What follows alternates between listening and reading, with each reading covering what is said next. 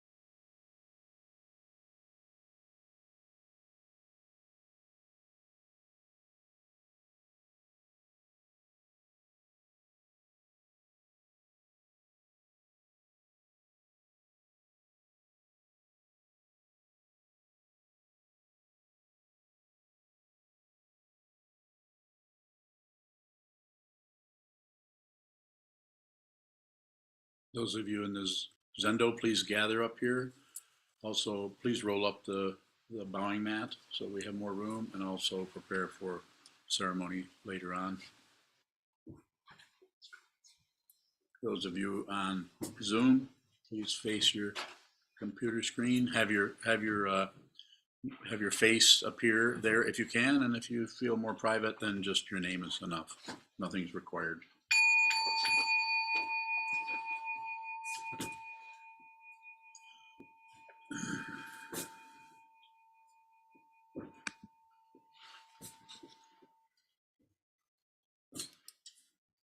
So as you know, or you probably know, on Wednesdays we are now doing the Wednesday night talk that we've been doing for, or I've been giving for quite a number of years.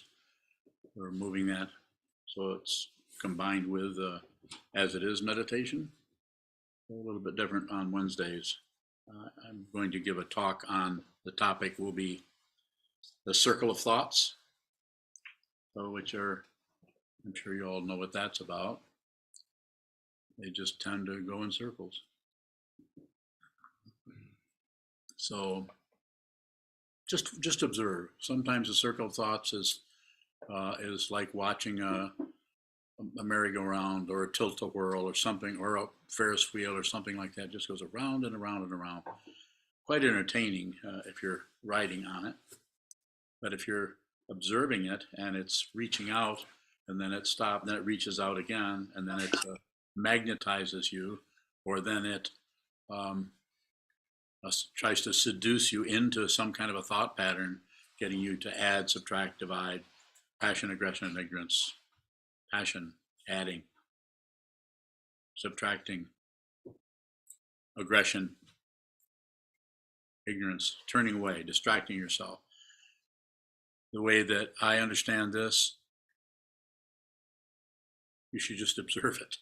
Don't try to get rid of it. Now, there are other ways of teaching this. There are lots of other teachers and different traditions about getting rid of that and creating a consciousness where nothing is happening, or one is mindful.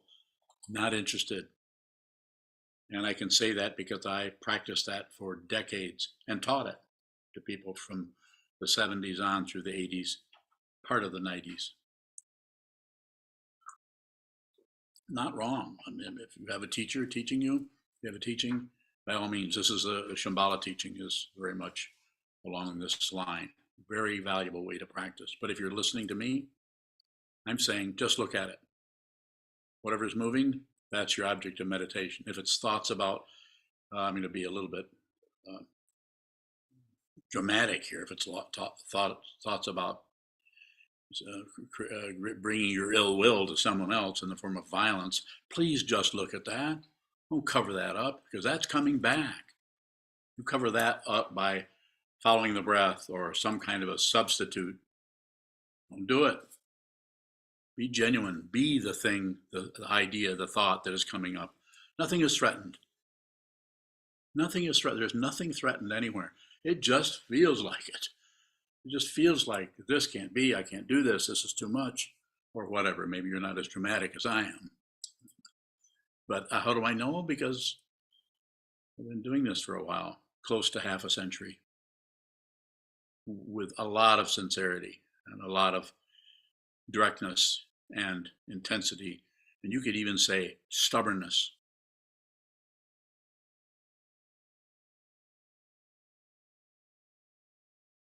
Just watch the rotation.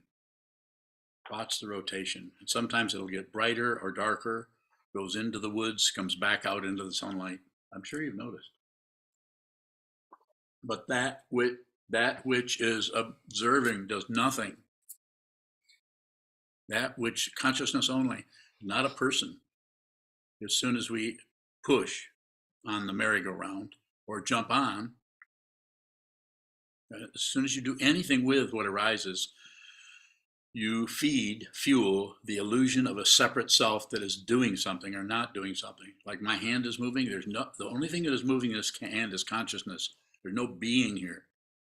There's no personhood here. And there isn't in your wherever you're sitting, in the chair you're sitting in, and the cushion you're on. It's unreal. But it is extremely convincing. And it's coming from beginningless time until now. You can call it past lives. You can call it whatever you want. Actually, there is no such thing as past lives. That's an illusion too. But it certainly looks real. If you start to look into it that way, you will have memories that appear to be someone else's. Or not, maybe not. It's quite variable. Very important to extend, if you can, the awareness towards whatever's arising. Whatever's arising, be aware. Whatever's showing up outside the building, you don't have to differentiate particularly at all. You can just be aware. Something that's moving outside the building, you listen to it. Someone's walking down the hallway, you listen. Someone upstairs is making a racket. Just observe, just observe. Just receive that. And in that way, what you're doing is you're changing your dynamic from being against something or for something or not interested in something. Those are the three poisons, and they show up in many, many different ways and seduce us into believing stuff and disbelieving other stuff. And then, here it comes, distracting ourselves from other stuff. So it's the three stuffs. Don't do it. And how do you don't do it? You watch the way you do it. I'll say it again. You can't stop it.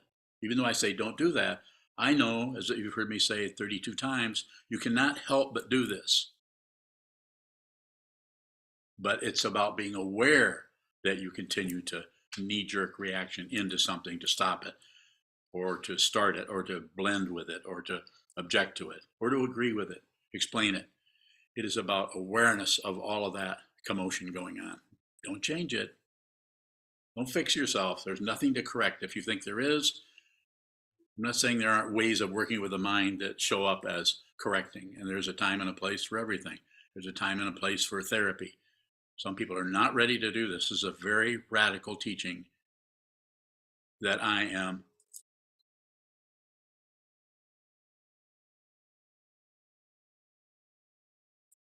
I pointing at that? Do you think I'm pointing at something? Look closely. Don't conclude anything. And if you do conclude something, don't conclude that you concluded. Don't double it up. This is why I call it radical. Radical means at the root of something. And even that is not close enough. It's beyond the root. There is no root. If you feel differently or think looks differently, then go do whatever you want to do. I'm only bringing this to you because I feel so certain about it. So very, very certain. We're all sitting in the middle of a burning house. It's coming apart. It's burning down. You either see it or you don't. And I'm here to say to you, suggest to you, that you could see this. You could realize your true nature, which from the point of view of ego can be a catastrophe. Or as U.G. Krishnamurti once said, a calamity. The way he described his awakening. It's a calamity. Trungpa Rinpoche has called it the final disappointment. All the disappointments leading up to it is the path, and the final disappointment. Why would you even want to do such a thing if it's described that way? I can tell you why. If you're here, if you're listening to me, and if you continue to listen to me, you want the truth. You don't want something to believe in. You don't want something that with all kinds of opinions and ideas on. You want the truth. I certainly want the truth. And from my teachers, I received it.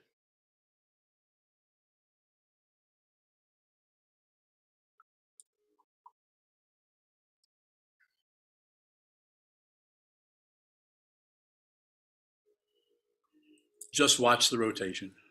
It will speed up, it'll slow down, it'll turn this way. That's why I used the example of a tilt-a-whirl. That's something, the last time I was on a tilt-a-whirl, I was 18. And I got off from the tilt-a-whirl and proceeded to, what's that called when stuff comes out of you? Yeah, I was very sick. But until I became 18, when I was 17, that was great fun. A tilt-a-whirl. You been on a tilt-a-whirl?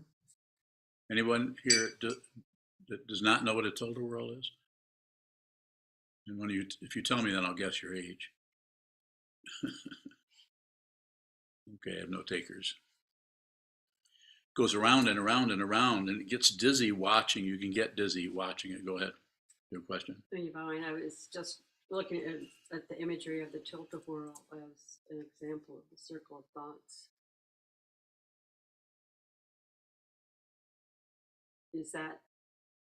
Is there anything to be seen in the dizziness once we get off that circle?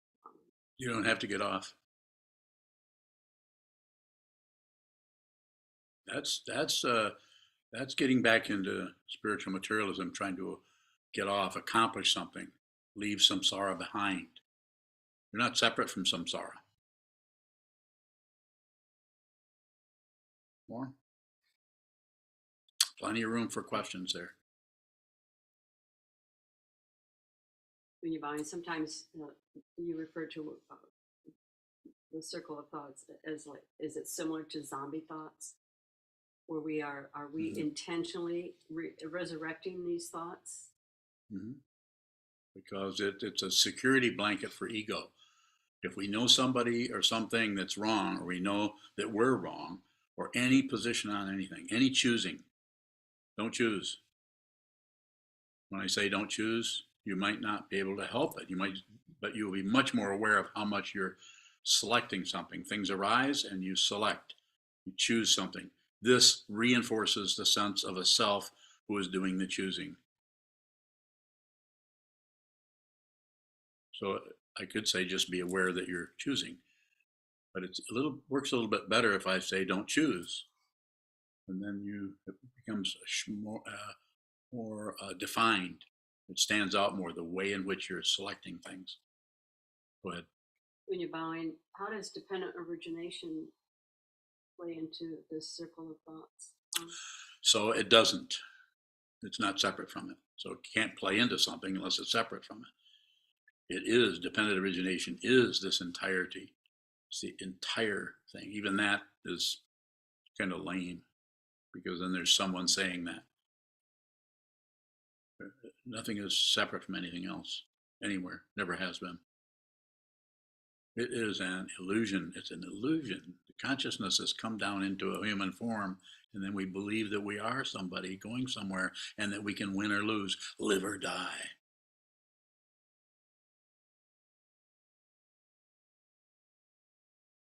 Don't believe any of this.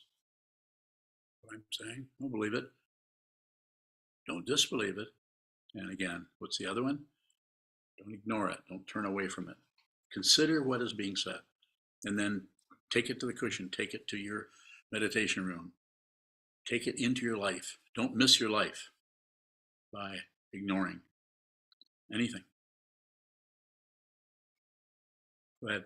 Shadow bowing. When you say don't do such and such, and we can't help but do that thing, we see it with that instruction, does it ever need to become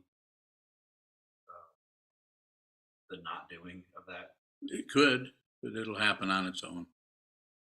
It's always about awareness is the key word, or understanding. Awareness. It's not the thing that arises in the awareness, because anything that arises in the awareness is not separate from anything else that arises in the awareness.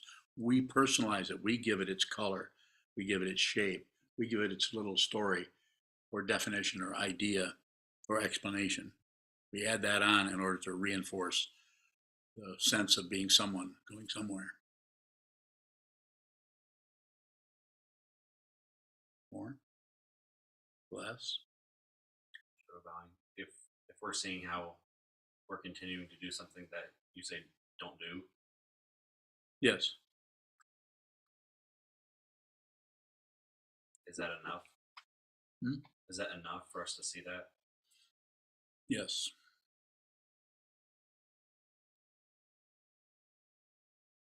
That's enough. That's all you have to do is see it. It's just awareness. It's just a direct perception of what this is. But if hope and fear is tugging you this way and tugging you that way, and you're trying to stop hope or get more hope, or you're trying to stop fear, you get less, do anything with anything, any choosing, any manipulation at all. And the world is all around us is all yelling at us. You have to do that. You have to get a job. You have to get an education. You have to work here. You have to support this or be against this, and fore and aft and fore and aft. At the front of the ship and the back of the ship and the front, you don't know where the hell you're at. And at some point, you just sit down. You just sit down. You've had enough. You don't have to join Buddhism. There's nothing to join. Buddhism that is taught as the Buddha taught. There's nothing to join. There's nothing to believe in or disbelieve in. There's just awareness. Buddha, awake. Dharma, truth. Awakened, truth. What is it? You have to do it yourself. You have to do it as a little tiny dot, a little grain of sand in the middle of the Mojave, in this case. In the middle of the desert, a little grain of sand, that's you.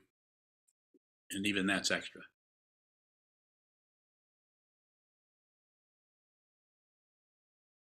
Sir. Why does the circularity look linear? This part of the illusion that we're getting somewhere. We don't see, we kind of see it a little bit when we think, oh, there I go again. We realize we're coming back and we re-establish, there I go again. Like me, I'm going in circles rather than thoughts and emotions, memories are circular. And that which is observing that, if you're doing anything with it, then you're part of the situation. But if you're just observing it, then nothing is happening there. Nothing's happening. Go ahead. If the thought process looks linear, do we need to try to see the circularity? Nope. Just look at the lie. Just watch the lie. Just watch the illusion of progress. Like General Electric said in 1953, progress is our most important product. Are you guys there? Probably not. And what did that mean? Advertisements.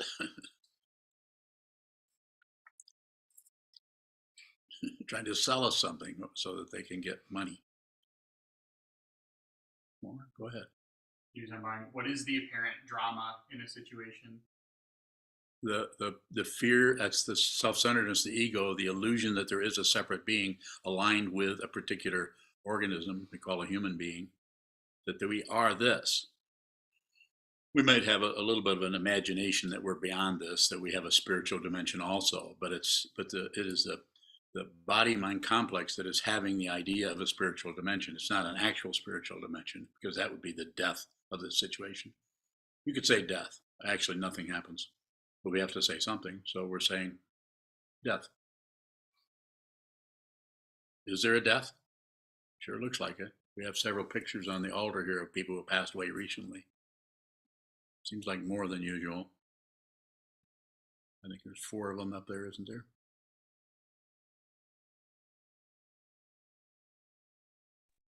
More? Bob Bowing. Go ahead, Bob. You said you seem to say that Wait. some of you need. Okay, the question is there psychotherapy compatible with meditating? Is psychotherapy compatible with meditating? Psychotherapy, everything is compatible with everything. Everything works. Everything is fine. There's nothing to correct, nothing to choose. If you see it, if it arises in awareness, do not go to war with anything. It certainly looks like we should, because there's so many things that are screwed up.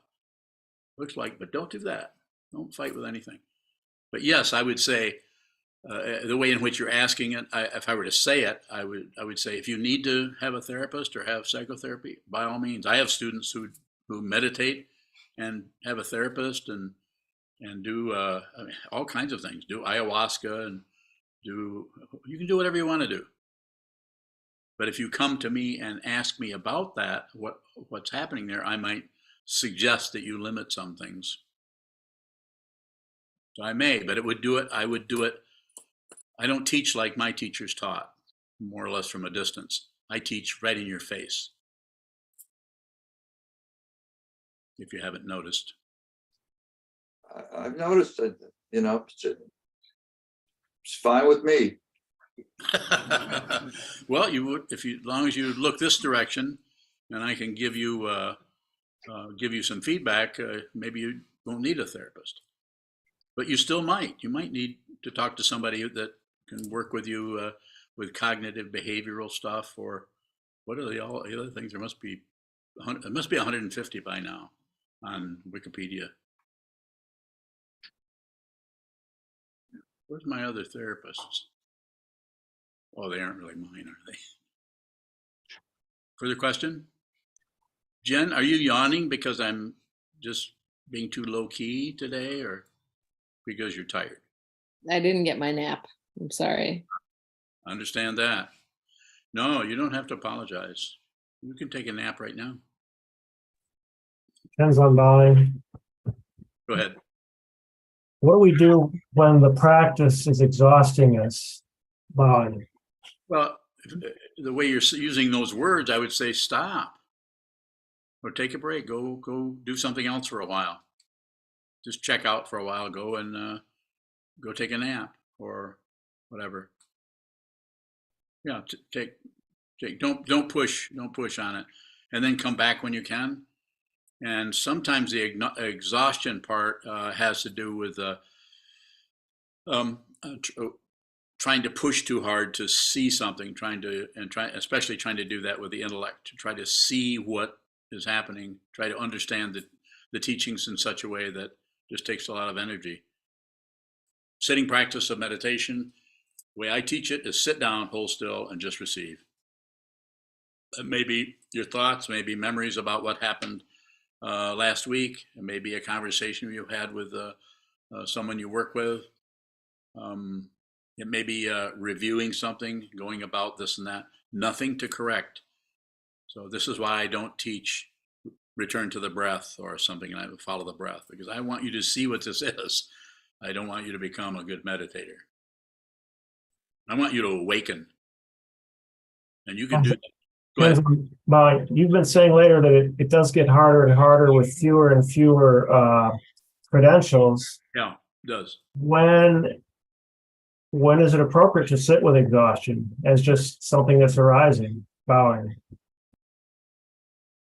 Well, I think you'll know. Yeah, you don't know? No. Okay, then just split the difference. Go and do something, work with it a little bit one day, and then the next day maybe go another direction. Go move back and forth a little bit.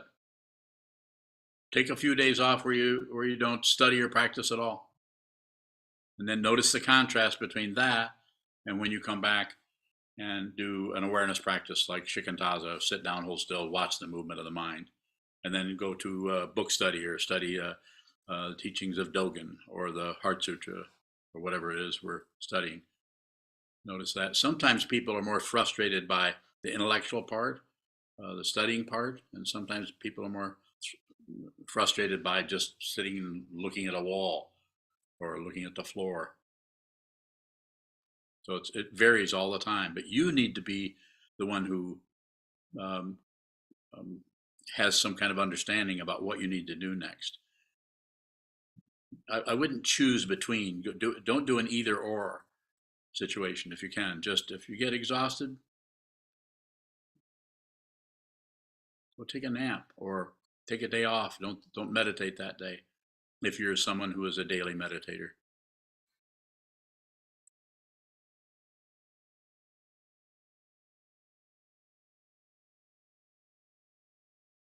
More questions?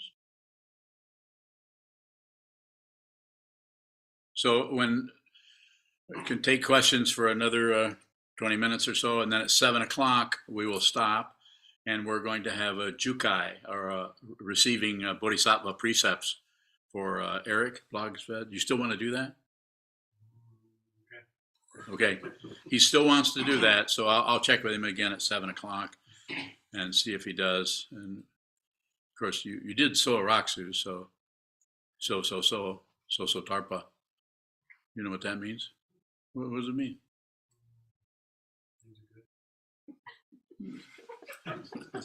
I get smart with me. Actually, it is. Things are good. 1.5-fold egolessness. You knew that?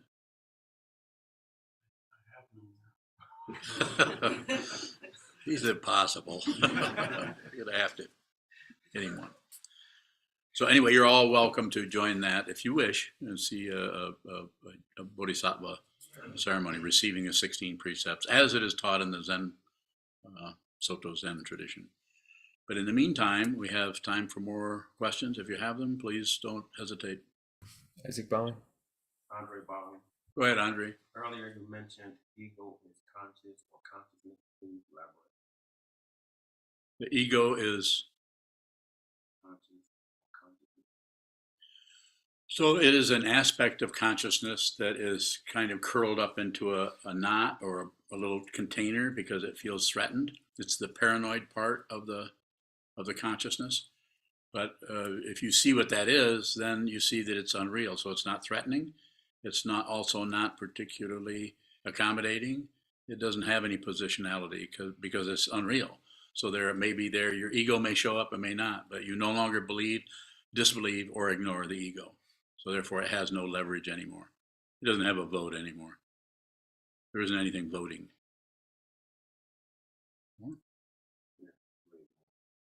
No, you have to ask more. Okay.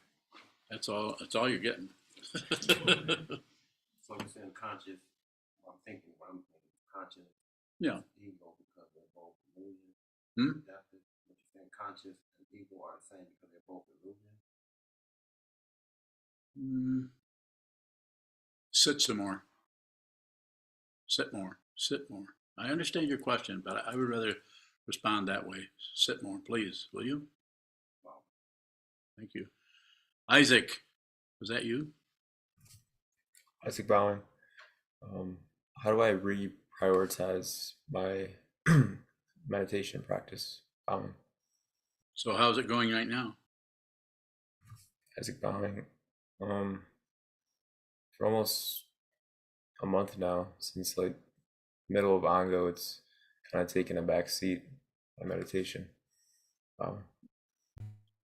So how much are you sitting right now?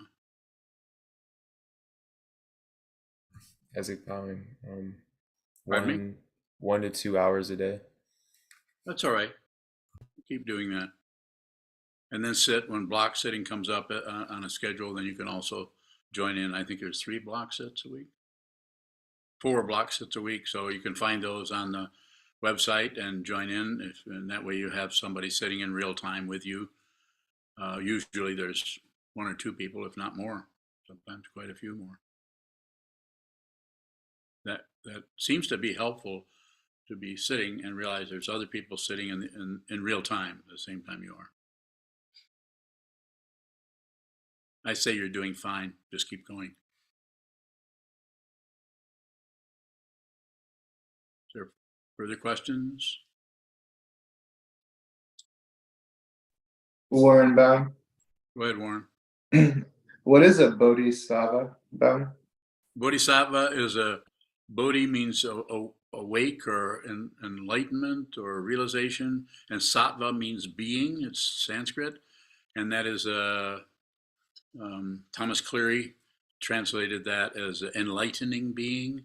So it's a being who is enlightening him or herself or themselves or others. And it's also just on the way to becoming a Buddha. Traditionally, there's 10 stages. In some traditions, there's more than that. There's 10 grounds or bhumis. And so it's someone who's beginning to see through that there's no solid self and is still a little bit hooked on other. And they're actually trying to save all beings, trying to help others. The final understanding, if you want to call it final, because there really isn't any finality, is to see there aren't any other beings. Doesn't mean there aren't bodies, of course there are, but the separation into different beings is illusory. Don't believe me. I don't need anybody to believe anything. You don't have to believe anything. See it yourself.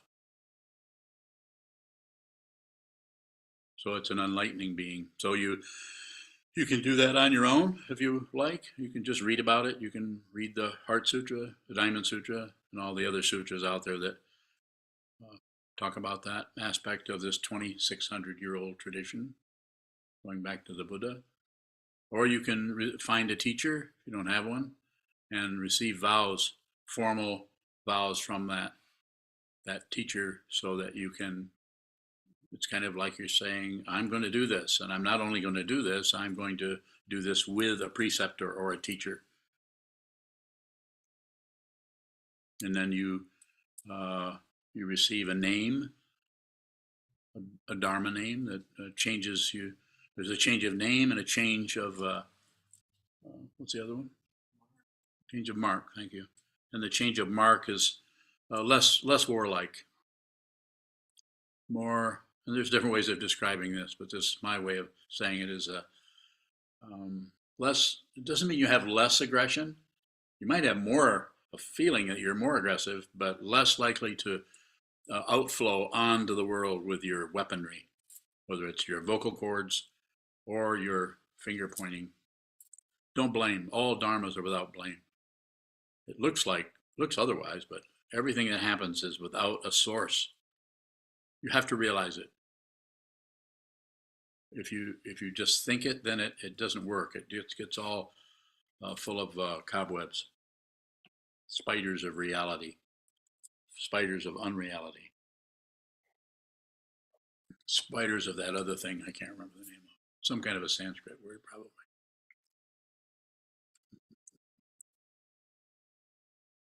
It's all right to be confused. Might be better to be confused than to be positive about any damn thing. Further questions? Sir? Geez, I'm buying. What is it about confusion that is so rich on the path? Because that is the doorway to awakening, is to, instead of fighting the confusion, blaming something or somebody or anything for the confusion, including your upbringing, including somebody who's deliberately making things difficult for you, is to actually look at the confusion, because the awareness of confusion and the awareness of delusion, which is confusion, is awakening. That's what the Buddha saw. He did not see strawberry fields forever. He did not see a wonderful God realm. He saw the confusion. And in the midst of the confusion, he saw the truth. And what was the truth? Nothing separate from anything anywhere. It just looks like it. And just like all of these, our friends on the altar, that are their pictures are there, including Toji, who some of you know Toji. He was a close student of mine, received a Jukai, 4 years ago? He received the precepts that we're going to give to Eric this evening. He just passed away.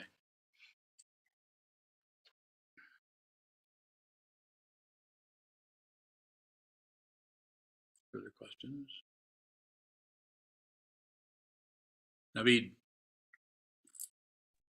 Naveed bowing.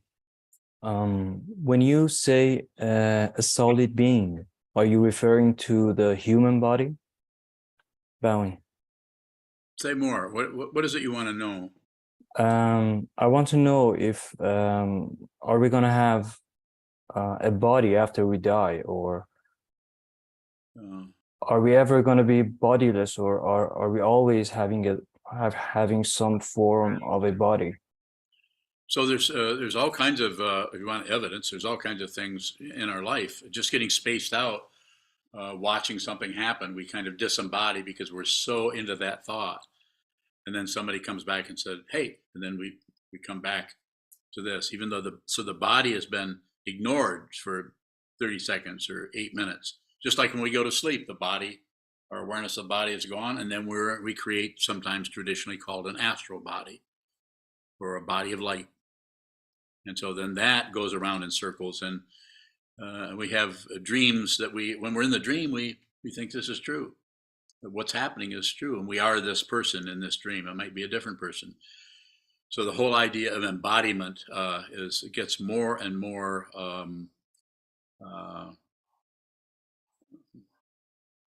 imaginary, that we see that it's unreal, and eventually we see that this is unreal. And when we see this is unreal, but it has a reality, but it's relative. You know, it's relative to, I'm here and there's a space between us, so it makes this look more solid. There are nerve endings, and quite a few of them, in our fingertips, in our eyes, in our ears, tongue, nose, mind. Receiving all the objects there. Creates an incredible illusion that we're somebody. Quite astonishing how we are magnetized by that. We like that feeling. We like being someone. Further question, if you have it, Naveed. Not at the moment. Thank you, Bowing. Thank you for the question.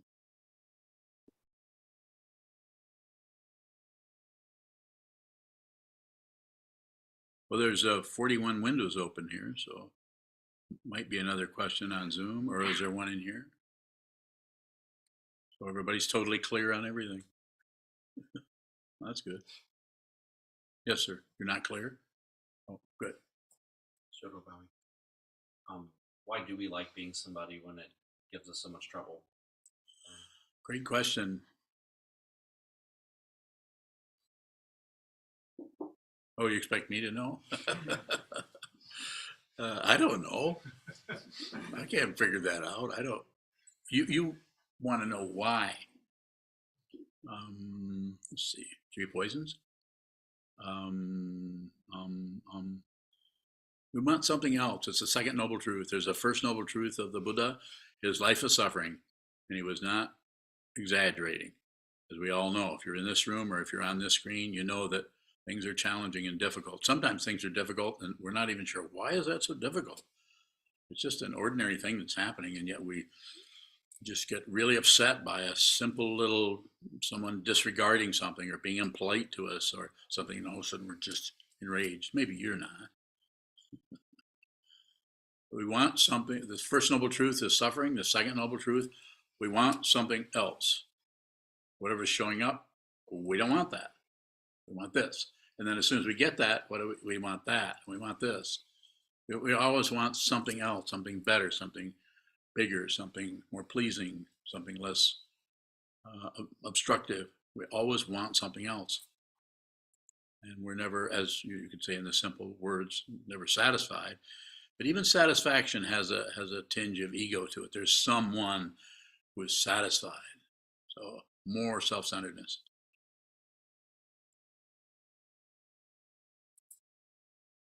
How are you doing?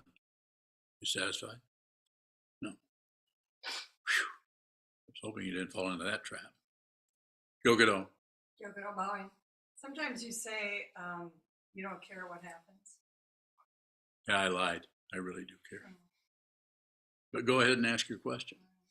I was wondering if that meant that you had transcended the second noble truth of wanting something I haven't else. transcended anything.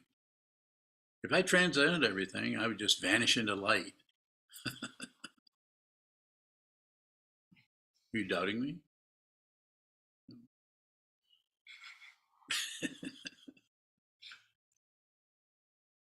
What is it you want to know?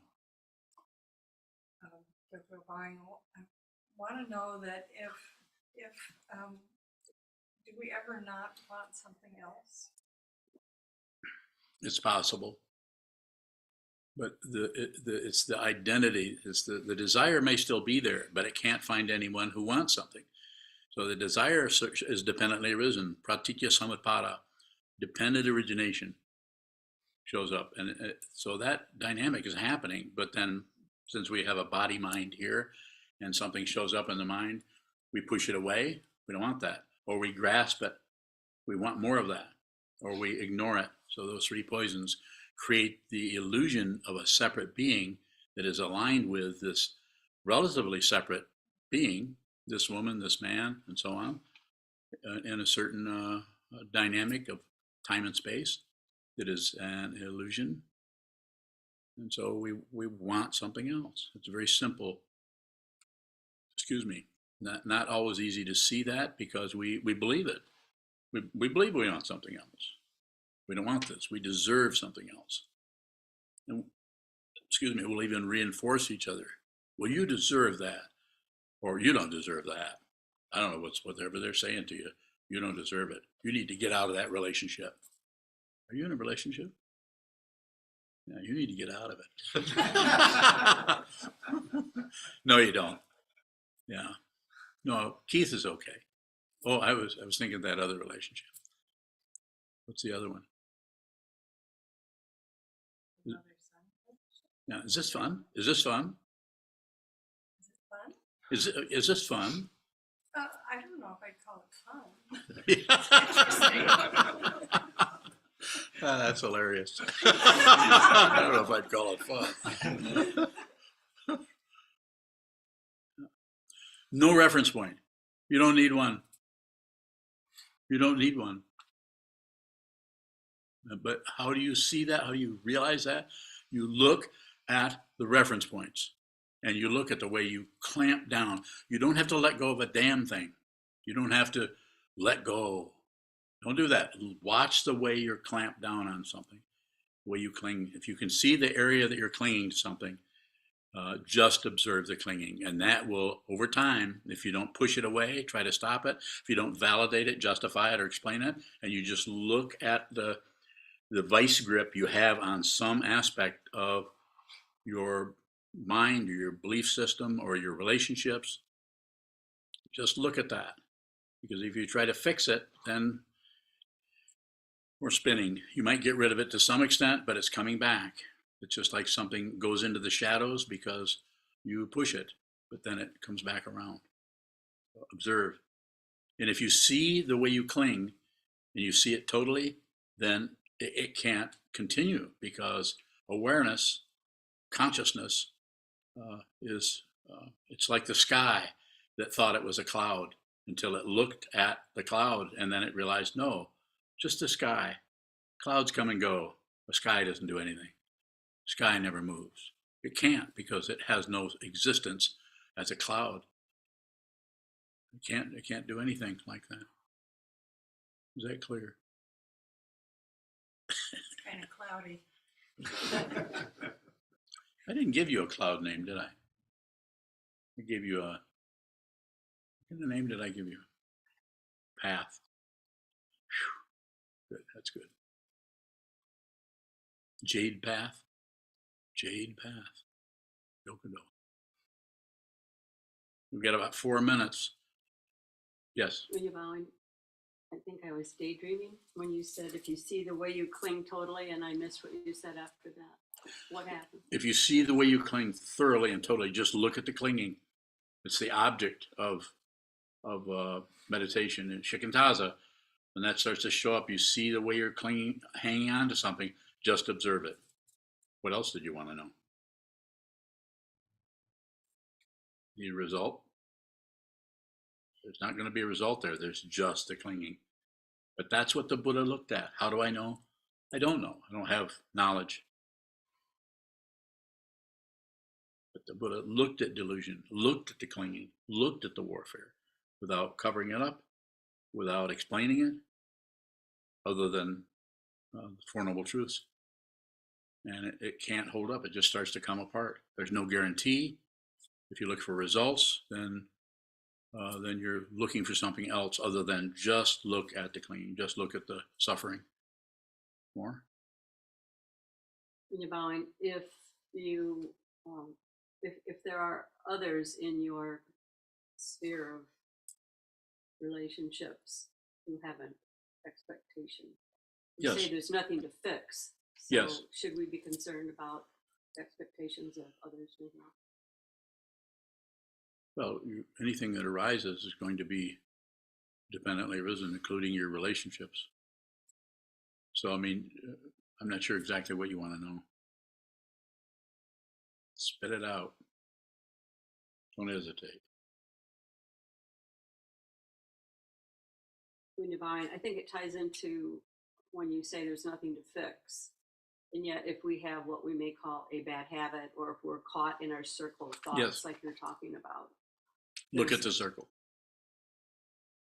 If you try to get out of the circle, if you get a little respite from it or relief from it, then we try to make that stronger. push that so that that bad habit or whatever it is goes away. Be the bad habit you're trying to get rid of. And what does that look like? Looks like crap, probably.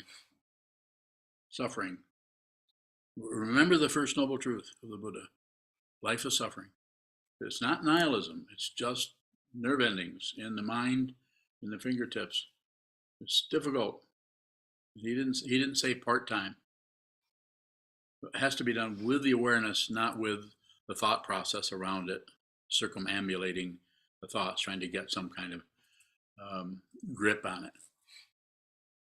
Yes. Yvonne, what role, for lack of a better word, do outflows play when we are, when you say be the bad habit that you are? If you're actually being a bad habit, you won't have outflows. Outflows are getting rid of the habit, blaming someone else, being upset with someone because whatever they're doing is triggering your unexamined aspect of your consciousness that comes from beginningless time and into this so-called present moment. That's an outflow. Well, if you didn't say that, or you didn't do that, then I wouldn't feel this. Blame.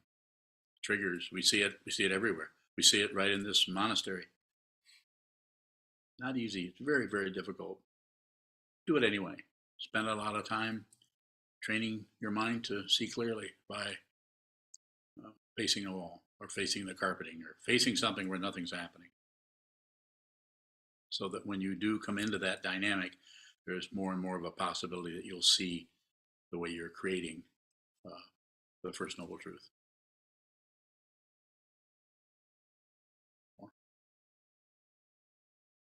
Okay, so I think it is 7 o'clock. So we're going to do, everyone is going to, what are we going to do? You'll take 10 minutes to reset the Zendo for Eric's Jukai. Okay, and all of you are welcome to stay on or return. Will this all be open? Yes. So yes, we'll make it open if you want to. The Jukai will take probably, 20 minutes, 25 minutes? Yes. So it's not going to last a long time. We'll start at about 10 after.